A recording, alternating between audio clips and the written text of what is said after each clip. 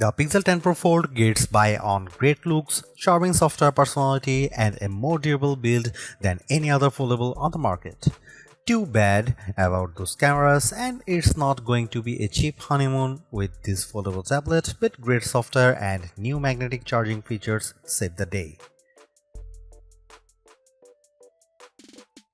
The Google Pixel 10 Pro Fold is a phenomenal smartphone and one of the best foldable phones you can buy, but after reviewing the phone for a week I was left wanting more or maybe less. Big tablet foldable phones still have a hard time to justifying their mountain peak prices, and while I love Google's latest Pixel 10 family as a foldable phone, it just doesn't offer enough extra appeal to justify paying so much more for the privilege of a Google tablet inside.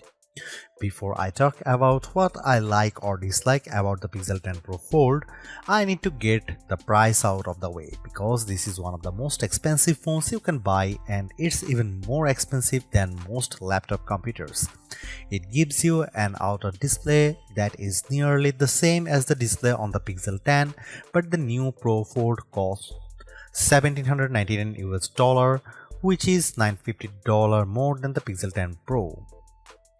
How could a foldable phone possibly justify costing twice as much as the flat phone from which it evolves? You can buy a Pixel 10 Pro and two iPad mini tablets for the same price as a Pixel 10 Pro Fold.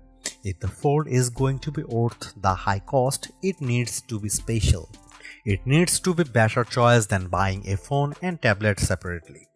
That means it needs to be thin and light, impossibly so. The magic trick of producing a tablet from within your smartphone is dazzling, but it only works if the folded phone is the size of a normal smartphone. Sadly, Google hasn't made the Pixel 10 Pro Fold any thinner this year. It's even taken a step back, while Samsung has blown us away with its super thin Galaxy Z Fold 7. To be fair, the Pixel 9 Pro Fold was the thinnest phone you could buy when it launched in 2024, but this is the year for thin phones, and the new Pixel Pro Fold has been snacking between meals. A foldable phone also needs to do things that a flat phone cannot do. The Pixel 10 Pro Fold doesn't just have a bigger display inside, it also folds in the middle, so you can use the two sides of different functions. You can also use the inner and outer displays as simultaneously.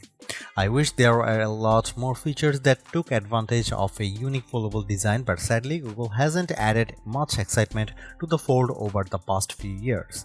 Now when you open the camera on the big inner display and take a photo, you will see the pic you just took on the half of the screen with the camera app on the other half. Big deal? Hardly. There is nothing the Pixel 10 Pro Fold lacks, nothing missing that I loved on the Pixel 10 Pro. The flat Pixel Pro phone is one of the best you can buy, but without adding standout features that take advantage and justify the cost of the folding display, the Pixel 10 Pro Fold is much harder to recommend than its flat siblings. If you are settled on a foldable tablet, there are only two phones worth considering: the Pixel 10 Pro Fold and the Samsung Galaxy Z Fold 7. I have both of these phones, and the differences are more interesting than I imagined. The Galaxy Z Fold 7 is technically superior in many ways. It's faster and has much better cameras than the Pixel 10 Pro Fold, but Google has some distinct advantages that are firsts for a foldable of this size. Foremost is the IP68 rating, which means the phone won't be destroyed by dust and sand. I don't know how Google did it, but the new hinge is more tightly sealed than ever before, and that means you can take the Pixel 10 Pro Fold to more places than the Samsung Galaxy Z Fold 7. Google also includes its new PixelSnap magnetic charging on the Pixel 10 Pro Fold, which opens a world of accessories including charging stands, wallet cases, and magnetic tripods. That also means my Pro Fold fit neatly into my world of iPhone MagSafe charging and accessories. The Galaxy can't do that. Finally, my disappointment over the lack of big screen features aside, the Pixel 10 Pro Fold is much more attractive and comfortable to hold than other big foldable phones like the Galaxy Z Fold 7. It keeps most of the Pixel 10 family design a winning look that Google refined this year and offers more durability and better battery life instead of shaving off another millimeter. I would recommend the Pixel 10 Pro Fold over other foldable tablets like the Z Fold 7 because I like those priorities, durability and battery life, and because Google's version of Android remains the most polished and friendly on any phone, foldable or flat. Still, despite its advancements, the Pixel 10 Pro Fold struggles to justify the premium price for its unique form factor, making the more affordable and traditional Pixel 10 Pro a better choice for anyone who doesn't have money to burn. The Pixel 10 Pro Fold is the most expensive phone you can buy from Google. It keeps the same price as last year's 9 Pro Fold, while Samsung raised the price on the Galaxy Z Fold 7, making the latter the most expensive smartphone you can buy. This is the third Pixel Fold, but that sticker price is no less shocking. You can get a Pixel 10 Pro Fold and iPad mini with a cellular connection for the same cost and still have hundreds left in your bank account. It is really so convenient to have both devices in one. Yes, but not twice the price convenient, that's certainly not more than that. Of course, most people won't pay full price, and I'm seeing carrier deals that will drop the Pixel 10 Pro Fold to around $25 per month in the US if you sign a 3-year contract. Google is promising 7 years of Android OS updates and security patches, but I'm sure this phone will feel aged in 3 years considering the super thin new phones just hitting the market.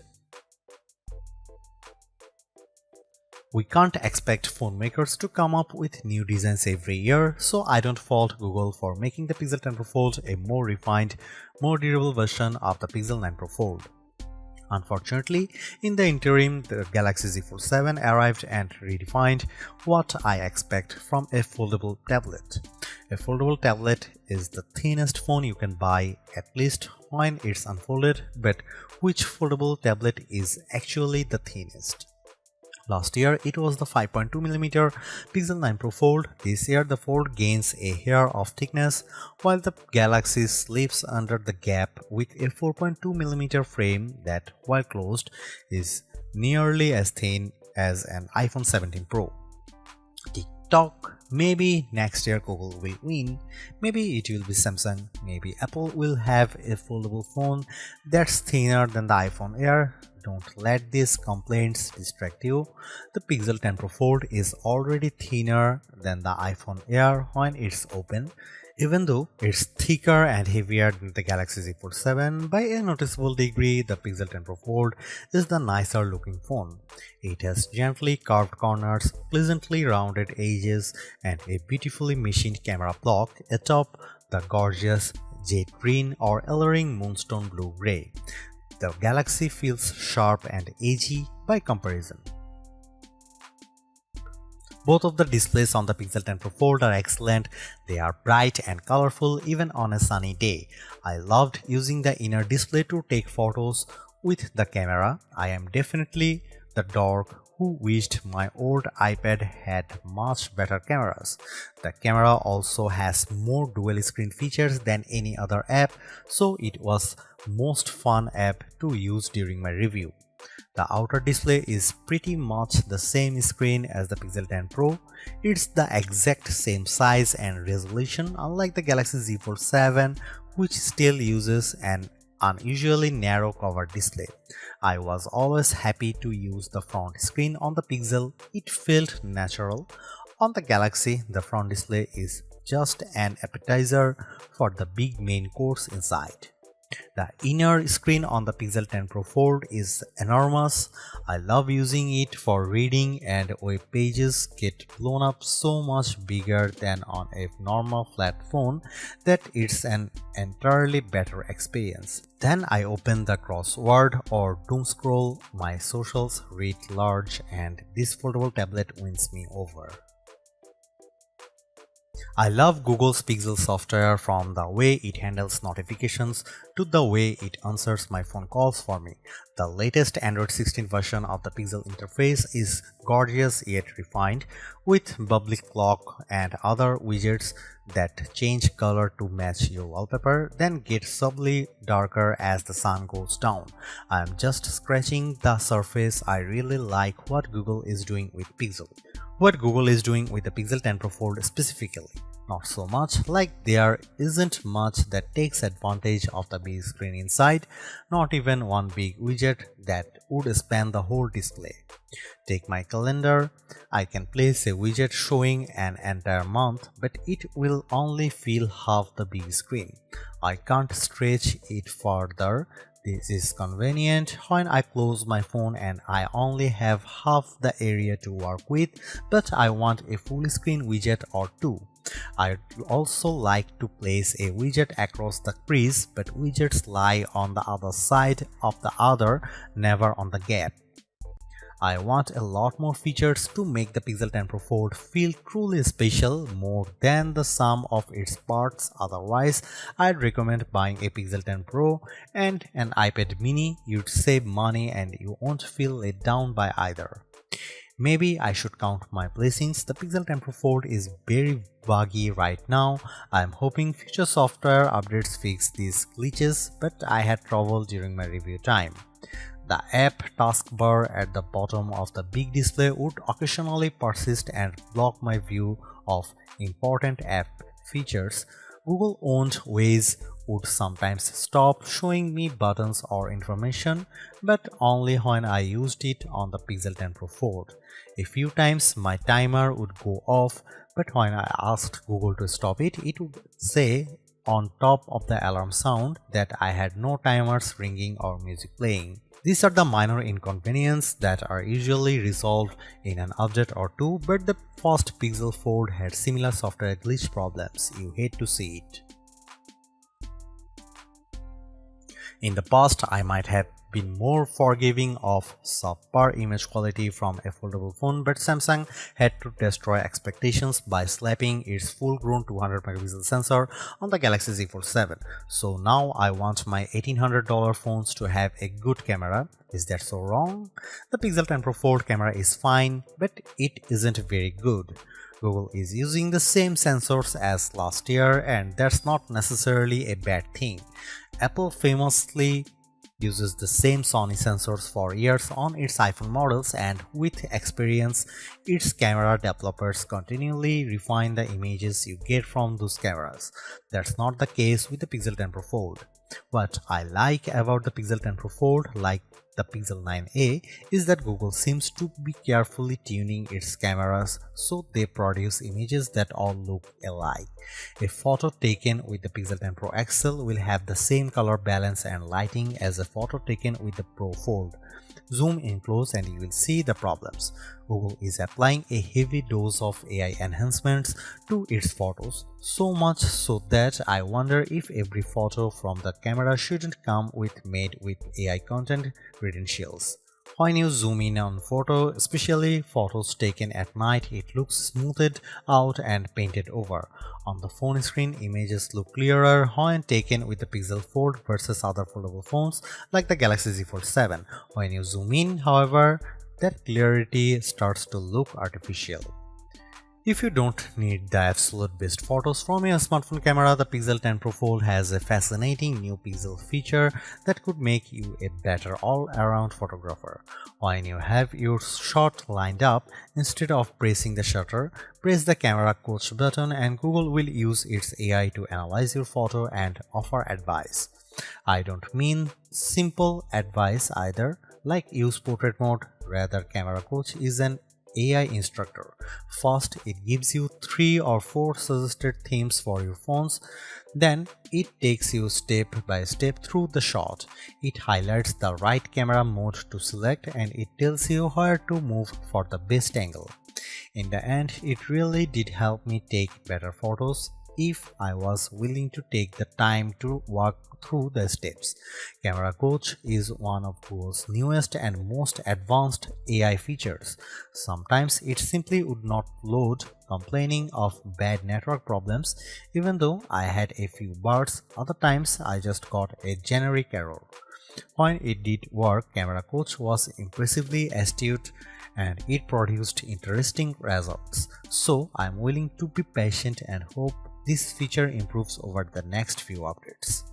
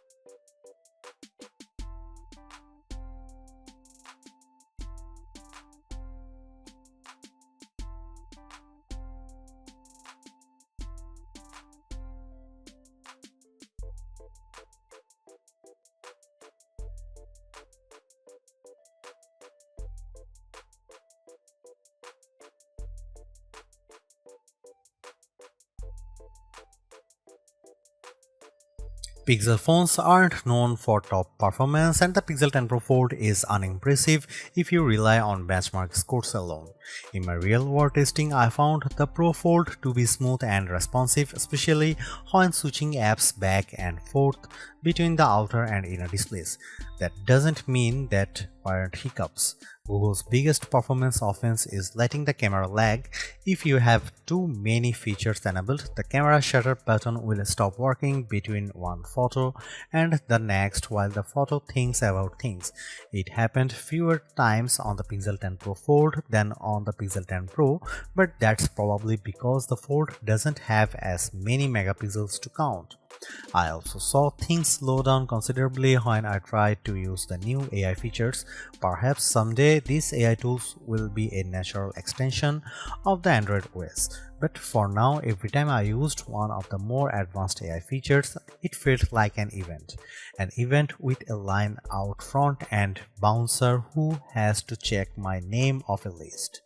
I can't blame the network because I had plenty of bars on AT&T and the phone performed admirably on my new Wi-Fi 7 network. As more of these AI tasks are handled on the phone itself, hopefully we'll see those response times improve.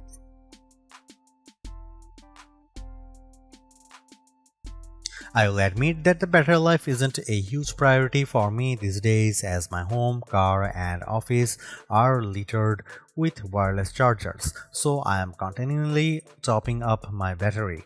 The Pixel 10 Pro Fold makes doing so especially easy with Google's PixelSnap magnetic charging. It's the first foldable that will stick to my iPhone's MagSafe charging gear without a special case.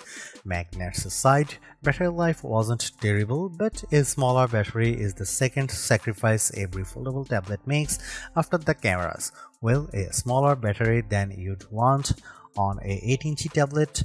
The Pixel 10 Pro Fold actually packs a capacity of around 5015 mAh battery, which is a bigger battery, but having two displays will drain the juice quickly. In our lab test, the Pixel 10 Pro Fold lasted 12 hours and 16 minutes. The Galaxy Z Fold 7 lasted only 10 hours and 44 minutes, but the Pixel Fold comes with an ounce more weight and an extra millimeter around the waistline. An Apple iPhone 17 Pro Max is thinner than a closed Pixel Fold, weighs more than an ounce less, and managed 5.5 hours extra of battery time, 17 hours and 54 minutes. In fact, in our rundown tests, that's how long an expensive smartphone should last. The Google Pixel 10 Pro Fold is a versatile foldable phone with impressively vibrant displays, a durable design, and better battery life than the Samsung Galaxy Z Fold 7 for $200 less. Plus, I actually preferred the camera quality in many of my test shots. It's just too bad that Google's foldable comes in a relatively thick and heavy device.